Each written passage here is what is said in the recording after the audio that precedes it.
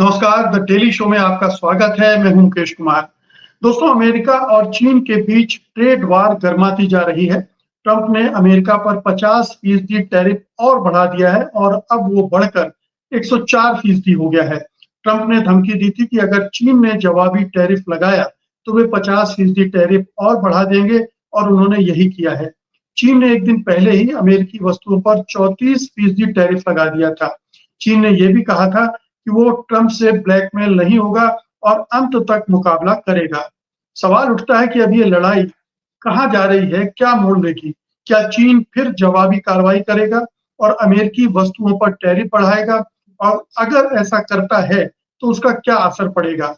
सवाल ये भी है कि इस लड़ाई में किसको कितना नुकसान या फायदा हो सकता है। अभी तक तो यही कहा जा रहा है कि ट्रंप को ये टैरिफ वार महंगी पड़ेगी क्योंकि अमेरिका में महंगाई बढ़ने जा रही है। ध्यान रहे, ट्रंप पूरी दुनिया को दुश्मन बना रहे हैं, जबकि चीन केवल अमेरिका से लड़ रहा है और उसके लिए दुनिया के बाजार खुले हुए हैं। जाने माने अर्थशास्त्री प्रोफेसर संतोष मेहरोत्रा हमारे साथ हैं, तो आइए उनसे इस बारे में बात करते हैं। प्रोफेसर मेहरोत्रा, कार्यक्रम में आपका बहुत बहुत स्वागत है। मैं अमेरिका चीन की इस लड़ाई पे जाने से पहले ट्रम्प साहब का एक स्टेटमेंट आया है, जिसको पढ़कर आपकी प्रतिक्रिया चाहता हूं। उन्होंने कहा है कि countries are kissing my ass, they look to make tariff deals and they are calling me sir sir sir, deal कर लीजिए। इसको किस तरह से लिया जाए? ये किनको किनको किसकी तरफ इशारा है ये? आ, ये कमजोर देशों के लिए पर इशारा है। मुझे नहीं लगता कि ये हमारे देश पर इशारा है। आम, हम अपने देश में की चर्चा बाद में शायद करेंगे, मगर देखिए, मोटी बात यह है कि ट्रंप साहब स्वयं एक भ्रम में है। मगर उस भ्रम के बारे में भी हम 1 मिनट में आएंगे। मगर ये समझना जरूरी है कि कुछ अर्थशास्त्री हैं जो उनका साथ दे रहे हैं, और जाहिर है कुछ उनकी जूती चाटने वाले कैबिनेट मेंबर्स उनका साथ दे रहे हैं, क्योंकि उनकी सोच भी ट्रंप जैसी है। तो पहली बात हमारे श्रोताओं को यह समझना जरूरी है कि अधिकतर ये पूरी कवायद जो है ट्रंप टैरिफ वॉर की, इसकी अगुवाई ट्रंप जरूर कर रहे हैं, मगर कुछ 5-6 जने ऐसे हैं जो उनकी इसमें मदद कर रहे हैं। तो इसमें आपके श्रोताओं को यह भी समझना जरूरी है कि अर्थशास्त्री भी हैं उसमें। तो ऐसा नहीं कि वो अकेला पगलाया हुआ है। अगर जो भी पगलाए हुए हैं लोग, वो अर्थशास्त्री उसमें जुड़े हुए हैं। उसमें उनका जो ट्रेजरी सेक्रेटरी है वो एक बिलियनेयर है, और वो भी इसी तरीके की सोच रखता है। और एक काउंसिल ऑफ इकोनॉमिक एडवाइजर्स इनका होता है, उसका चेयरमैन अभी हाल में अपॉइंट हुआ है, उसका नाम है स्टीफन मरान। उसका एक पर्चा 2-3 महीने पहले आया था, उसको मैंने कल ही पढ़ा है, और उससे ये साफ जाहिर हो गया है कि यहां एक सोची समझी रणनीति है। रणनीति में आपके श्रोताओं के लिए समझाऊं कि न समझाऊं? थोड़ा सा इसको पहले मैं चाहता हूँ, हाँ, हमारे श्रोताओं को आप समझाइए। इसीलिए मैं चुप हो गया जी, इसलिए आप सवाल करें जी। जी। चीन और अमेरिका अब ये खुल्लम खुल्ला भिड़ गए। 104% टैरिफ, यानी एक तरह से ये है कि अब हम आपके साथ व्यापार नहीं करना चाहते। ये साफ साफ कह रहे हैं। 100% टैरिफ लगाना एक बहुत बड़ी बात। तो ये जो दोनों देश आपस में भिड़ गए हैं, ये ट्रेड वार दोनों को कहाँ ले जा रहे हैं? आ, अच्छा सवाल आपने किया। आपके श्रोताओं को समझना ये आवश्यक है कि हालांकि ट्रंप और अमेरिका ने टैरिफ दुनिया के सारे देशों पे लगाए हैं, वो एकमात्र देश ऐसा है, चीन, जिस पर इनकी निर्भरता ज्यादा है और जिसका ट्रेड सरप्लस यानी कि निर्यात चीन से अमेरिका तक, चीन के आयात से काफी कम है। और वो ट्रंप साहब चीन को ही सबक सिखाना चाहते हैं। उसका कारण है, बाकी देश मतलब यूरोप जो है, इंडिया है, जापान है, वो सब नेगोशिएट कर रहे हैं, सब कह रहे हैं हम आपसे नेगोशिएट करेंगे। दुखद बात यह है कि ट्रंप की मानसिकता यह है कि मुझे चीन को इसलिए सबक सिखाना है कि चीन दुनिया की दूसरे नंबर की अर्थव्यवस्था बन गया है। तो चीन इतना महाकाय देश है और इतना समृद्ध देश है कि वो इस स्थिति में है कि ये अमेरिका को उल्टा सबक सिखा सकते हैं। नुकसान दोनों का होने वाला है, इसमें कोई दो राय है ही नहीं। और इसमें कोई दो राय नहीं है कि क्योंकि ये लड़ाई केवल दो देशों के बीच में नहीं है, ये लड़ाई अमेरिका एक तरफ और 180 देश दूसरी तरफ, क्योंकि बाकी 180 देश भी वो यूरोप तो एक दूसरे से बात कर रहे हैं, मगर और कोई ऐसा देश नहीं है जो अपने बीच में कोई संयुक्त रणनीति बना रहा। संयुक्त रणनीति केवल यूरोप में है, कनाडा के संग भी है, मैं ये भी कह दूं आपको, क्योंकि कनाडा का जो अब नया प्राइम मिनिस्टर है मार्क कार्नी, वो बैंक ऑफ इंग्लैंड का गवर्नर था इससे पहले। ओके, तो वो यूरोप से रिलेशनशिप है और अमेरिका खामखा कनाडा से बैरमोर ले चुका है। तो और कनाडा बहुत अहम देश है अमेरिका के लिए। और क्या आपको लगता है प्रोफेसर मेहरोत्रा, क्या आपको लगता है कि चीन अब जवाबी कार्रवाई करेगा, वो भी इसी तरह के कर ही दिया ना, इसीलिए तो ट्रंप ने और बढ़ाई है। नहीं, ट्रंप ने अब बढ़ा दिए तो अब वो भी बढ़ाएगा। मुझे लगता है कि इससे पहले कि ट्रंप चीन फिर से बढ़ाए, फोन उठा करके दोनों में से एक आदमी दूसरे से बात करेगा। कोई इसमें दो राय नहीं है कि यह होना पड़ेगा, क्योंकि दोनों जान रहे हैं कि ये कुएं के बगल में खड़े हैं दोनों, और दोनों एक दूसरे को धमकिया रहे हैं और दोनों कुएं में गिरेंगे, गिरने वाले हैं, इसमें कोई दो राय है ही नहीं। ये स्थिति है, तो इसलिए ये बढ़ता नहीं जाएगा। ये अमेरिकी मीडिया कह रहा है कि ये ऐसी वार है जिसको अमेरिका जीत ही नहीं सकता। बिल्कुल सही कह रहा है, कोई नहीं देश जीत सकता भाई। डॉक्टर साहब, अमेरिका तो नहीं ही जीत सकता, क्योंकि अमेरिका अकेला पड़ गया है, सारे देश अमेरिका के विरुद्ध हैं।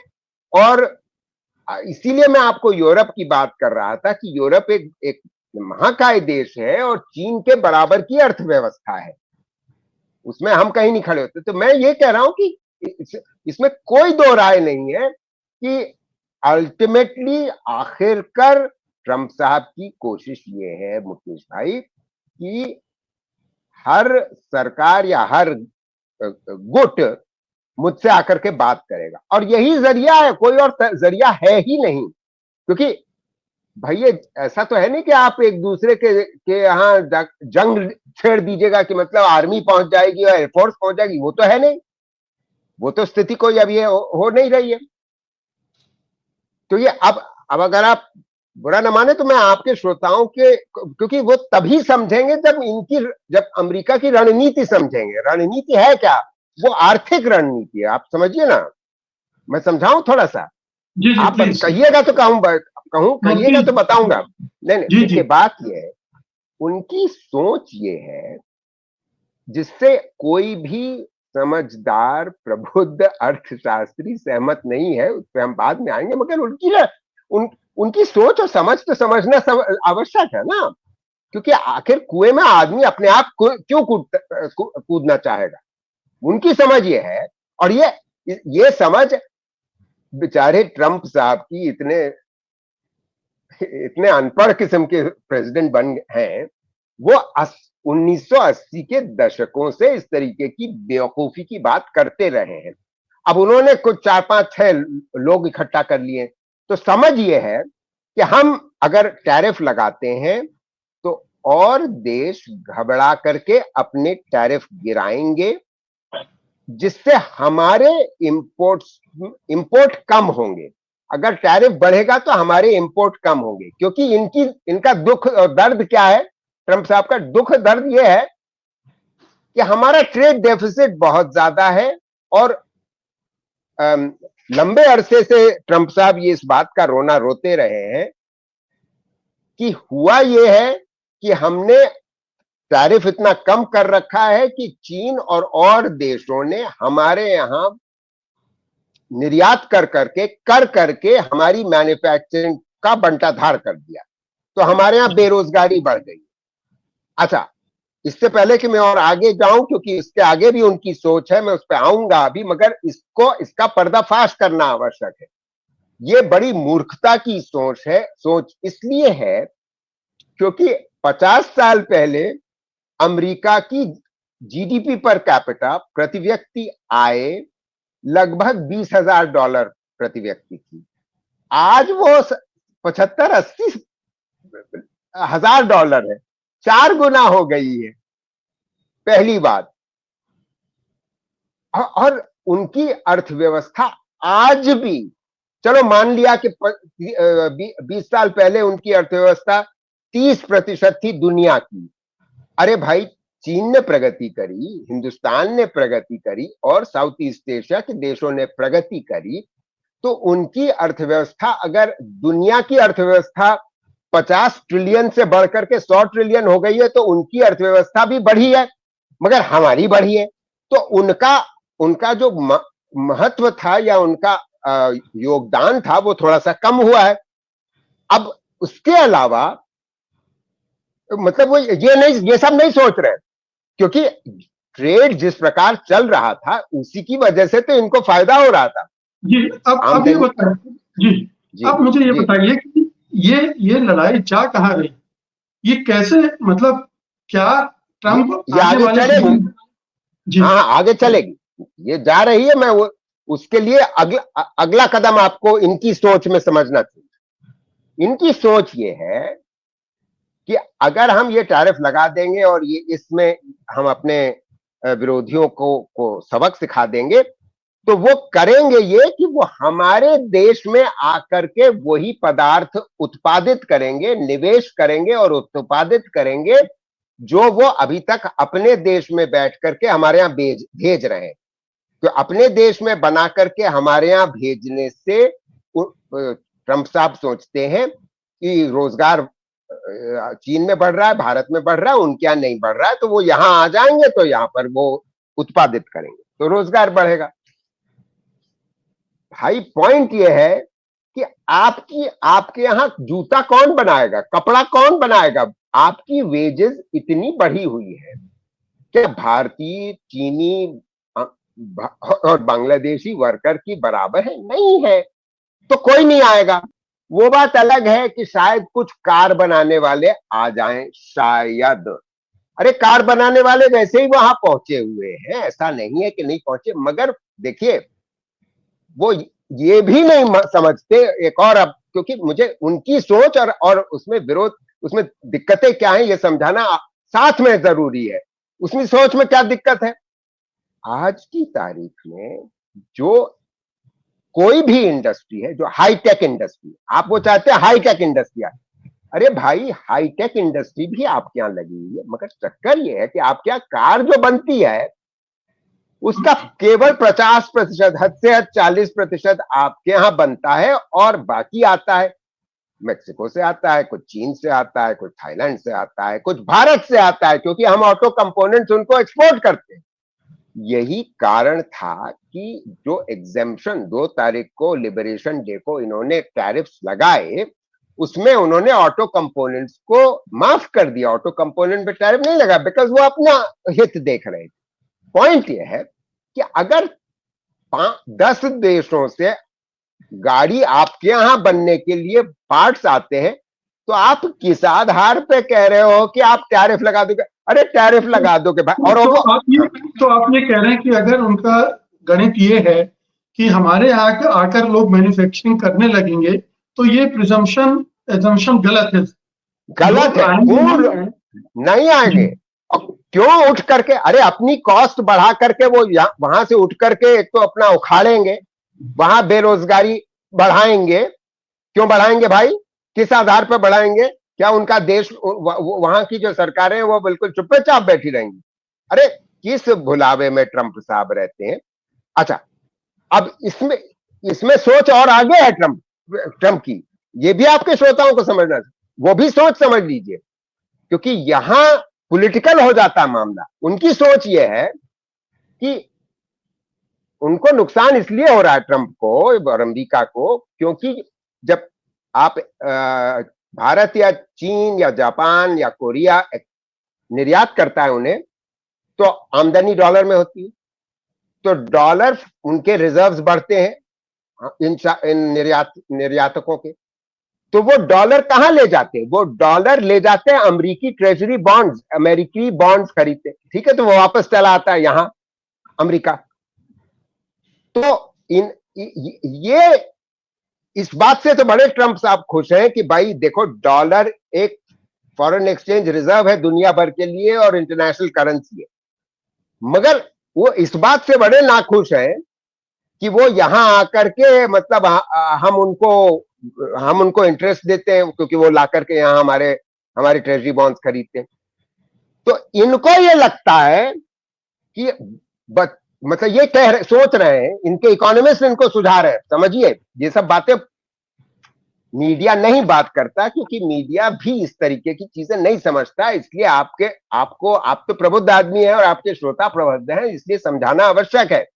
वो ये सोच रहे हैं कि हम टैरिफ लगा देंगे तो ये लोग फिर हमारे यहाँ निर्यात नहीं करेंगे, और अगर ये हमारे यहाँ आकर के उत्पादन नहीं बढ़ाते, तो हम करेंगे ये कि ये जो ट्रेजरी बॉन्ड्स खरीद रहे हैं और हमारे बैंकों में पड़े हुए हैं, उनको हम हड़प लेंगे।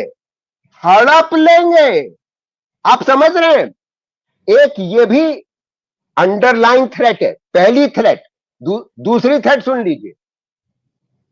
दूसरी थ्रेट ये है कि हम दुनिया भर में न्यूक्लियर अम्ब्रेला का एक कॉस्ट भरते हैं।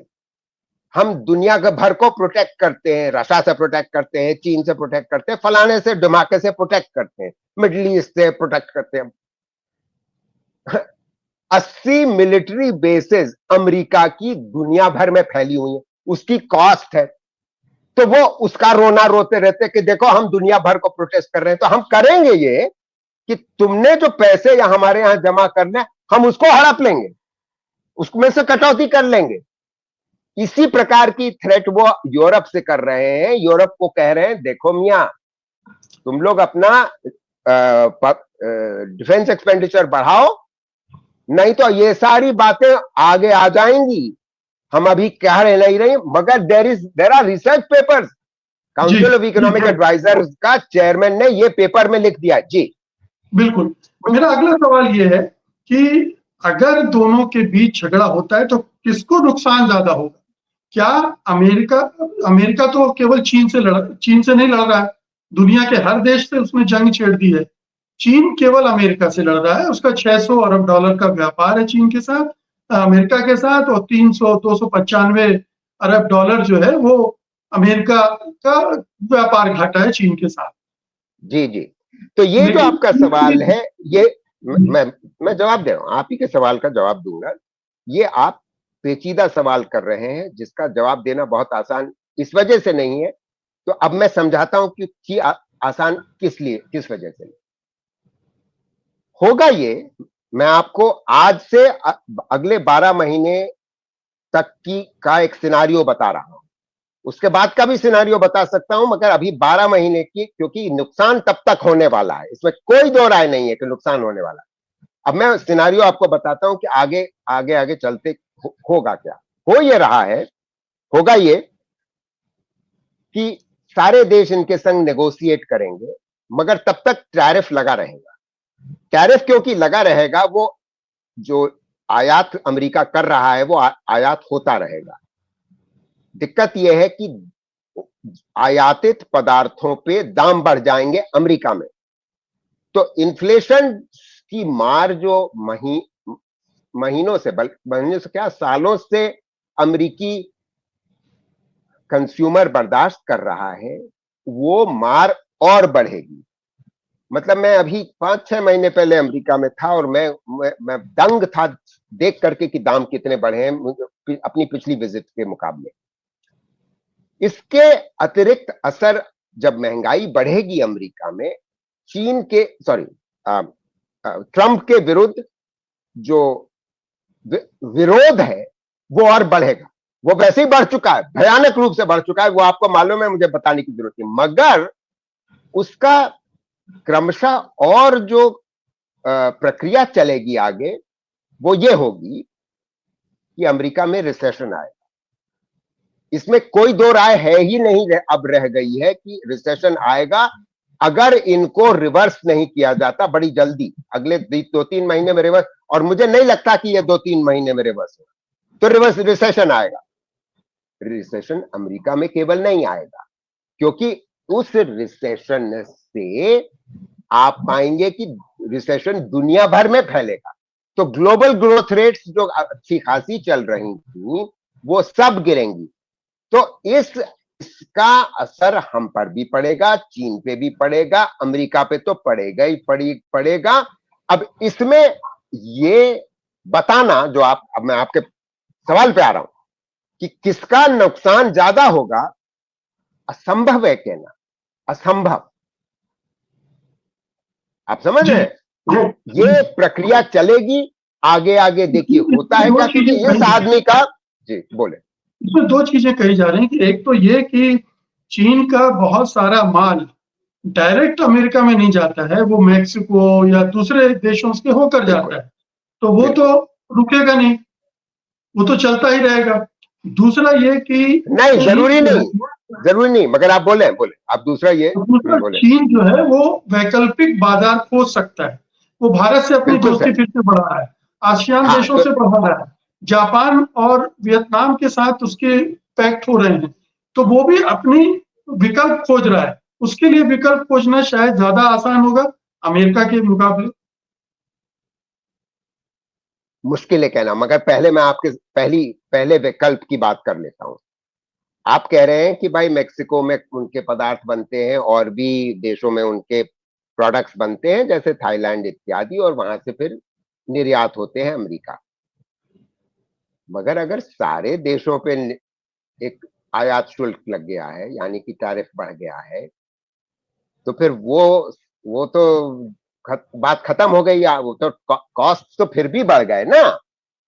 अब आप ये पलट के कह सकते हैं, मैं पहले आपके विकल्प पे ही और आगे चर्चा कर रहा हूं। आप पलट के कह सकते हैं कि भाई ये भी तो सोचेगा चीन या जो भी निर्यात करने वाला देश है, भारत उसमें मिला, इसमें जोड़ लीजिए कि भाई हम अपना दाम न बढ़ा करके टैरिफ को थोड़ा सा हम बर्दाश्त कर लेते हैं और थोड़ा ही हम ट्रांसफर करते हैं प्राइस। तो क्योंकि होगा ये कि ये बंटवारा होगा दोनों के बीच में। अब सवाल यह है कि इससे ऐसा तो है नहीं कि इससे भी प्राइसेस बढ़ेंगे, नहीं, प्राइसेस निश्चित रूप से बढ़ेंगे। तो उसका असर आगे चलते हुए जो रिसेशन होगा वो होगा। दूसरी बात जो आपने कही, दूसरी बात फिर से दोहराइए, क्या आप कह रहे थे कि दूसरा विकल्प मार्केट चीन ढूंढ सकता है अपने लिए। हाँ, सिर्फ चीन की बात नहीं है भाई। अगर हर आदमी पे असर आने वाला है और अमेरिका की ओर उनके जो निर्यात जाते थे, तो वो हर देश 180 के 180 देश बाकी मार्केट्स ढूंढेंगे। तो this is a race to the bottom. मैं यही समझाने की आपके श्रोताओं को कोशिश कर रहा हूं कि जब सब यही काम करेंगे, हम भी करेंगे, चीन भी करेगा, यूरोप भी करेगा, सब करेंगे, तो इसीलिए कहा जा रहा है कि ये इससे भरी भारी महामूर्खता ट्रंप जैसे आदमी के दिमाग से ही हो सकती थी, और नहीं, और कोई नहीं कर सकता। ये बिल्कुल। है। और एक चीज ये भी कही जा रही है कि ये जो ट्रम्प कर रहे हैं, इससे पूरी जो सप्लाई चेन डिस्टर्ब होगी, वो अमेरिका के लिए डिस्टर्ब हो रही है, सबसे बड़ी बात। और सबसे ज्यादा प्रभावित भी वही होगा। आप अब हम देखिए तो ये प्रक्रियाएं लगभग 6 महीने से पहले ही साफ हो जाएंगी। इनके बारे में हम अभी चर्चा करते रहेंगे और आप पाएंगे ये कि ये प्रक्रिया चलेगी लगभग 1 साल। मैं ये कह रहा था कि 6 से 8 महीने में आप पाएंगे ये कि रिपब्लिकन पार्टी इनसे भड़क जाएगी। आम जनता भड़क चुकी है।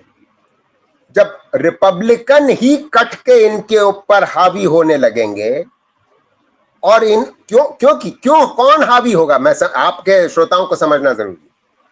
अमेरिका का कॉन्स्टिट्यूशन ये कहता है कि जो उनका लोअर हाउस है, हाउस ऑफ रिप्रेजेंटेटिव्स, जिसे कांग्रेस भी कहते हैं, वहां हर 2 साल पे 1/3 मेंबरान को दोबारा इलेक्शन जीतना पड़ता है।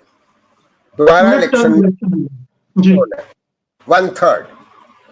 अब वो जब उनको खड़ा होना पड़ेगा और आम जनता उनके विरुद्ध खड़ी हो जाएगी, झंडा लेकर के बिल्कुल खड़ी हो जाएगी, तो आप समझ सकते हैं कि उनकी हाथ मतलब घिघी बन जाएगी। जब घिघी बंधेगी तो वो डंडा लेकर के ट्रंप के पीछे पड़ जाएंगे और उनकी आर्थिक नीति पे डंडा लेकर के पीछे पड़ जाएंगे। तो बैक ट्रैक होगा, इसे कहते हैं बैक ट्रैक। तब तक जो नुकसान हो चुका होगा वो तो हो चुका होगा, उसका नुकसान आगे चलते हुए रहेगा।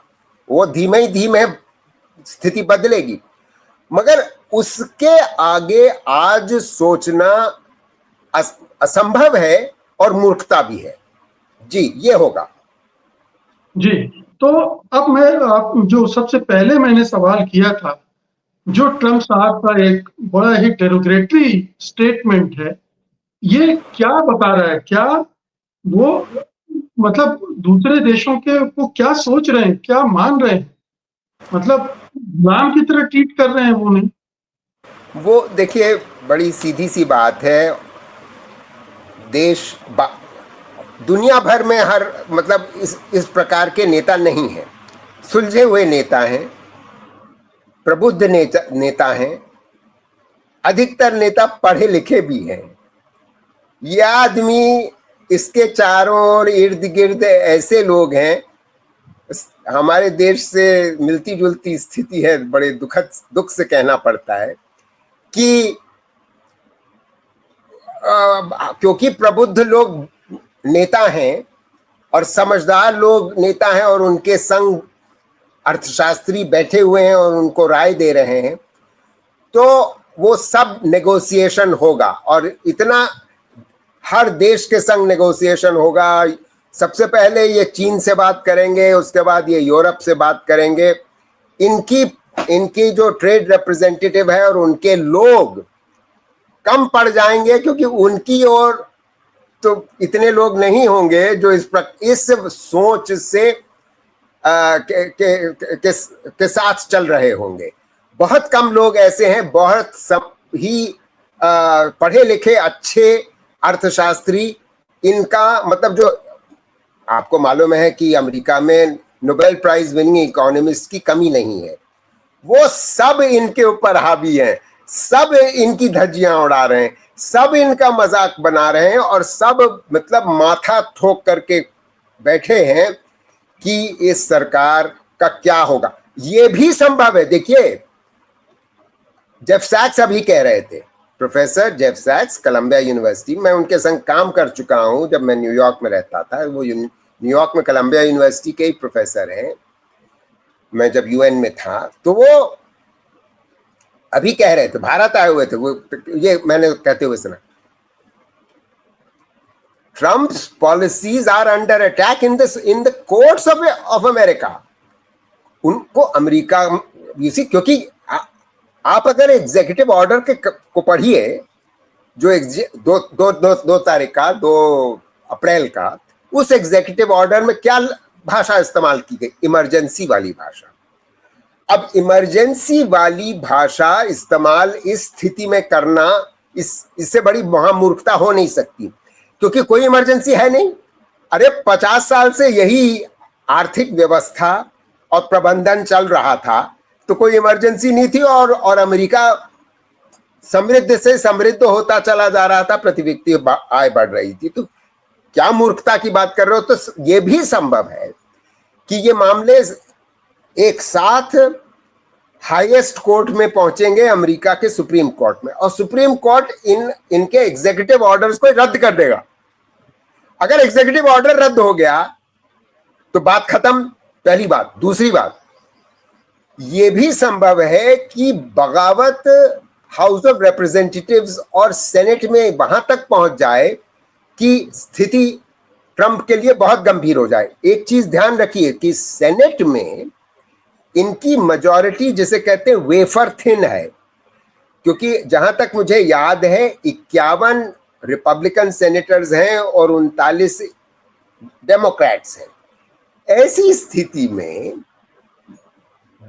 केवल एक बंदे का इधर पलट जाना या 2 बंदों का इधर पलट जाना, तो इनकी तो हवा खराब हो जाने वाली है। तो और ये भी कहा मैंने कि हाउस ऑफ रिप्रेजेंटेटिव में क्या होना लगता है। देखिए, संभावनाएं बहुत सी हैं और ये आगे बहुत गंभीर स्थिति बनने वाली है, मगर ये स्थिति इस बहुत खराब होने नहीं देगा कोई भी, ना अमेरिकी चाहते, ना कोई भी दुनिया का देश चाहता है। बिल्कुल, लेकिन पूरी दुनिया ट्रंप को एक सबक जरूर सिखाना चाहेगी, जिस तरह से वो बिहेव कर रहे हैं। और कम से कम जो बड़ी आर्थिक शक्तियां हैं, वो तो चीन तो सबक सिखाएगा ही। हालांकि इससे उसके भी हाथ जलेंगे, लेकिन वो महाशक्ति है और इस क्राइसिस में कहा जा रहा है कि वो एक और बड़ी महाशक्ति के रूप में उभर सकता है। बहुत बहुत शुक्रिया प्रोफेसर मेहरोत्रा, इस बातचीत के लिए धन्यवाद आपका। नमस्कार।